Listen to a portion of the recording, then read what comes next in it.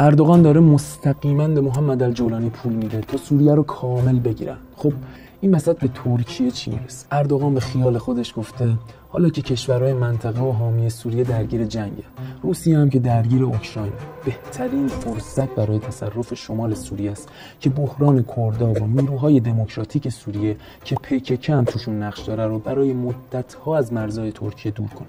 همین که از تشکیل یه استانی مثل کردستان عراق توسط کردای توی ترکیه جلوگیری کنه. این موضوع بعد داخلی هم داره، چون اردوغان طبق قانون دوره آخر ریاست جمهوریشه و فقط با انتخابات زود هنگامش امکان داره دوباره رئیس جمهور بشه که شرط اونم مجوز پارلمانیه که باید احزاب کرد هم به این مورد تن بدن. اونم که دیده از طریق مذاکره با کردها به نتیجه نمیرسه، تلاش میکنه با تحت فشار گذاشتن بدنه خارجی کردها توی سوریه این امتیاز رو داخل بگیره.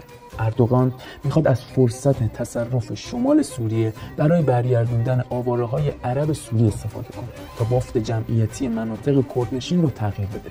اگرم نشد به اسد فشار میاره تا بحث پناهجویان سوریه توی ترکیه که حدود 3.5 میلیون نفر هستن رو تعیین تکلیف کنه. آخریش هم این که ترکیه میخواد از طریق تضعیف و مشغول کردن روسیه داخل سوریه به عنوان عضو ناتو از اروپا امتیاز اقتصادی رو، از آمریکا هم امتیاز نظامی دریافت کنه. آمریکا هم به نحوی تحت فشار بذاره که دست از حمایت نیروهای دموکراتیک کرد سوری برداره.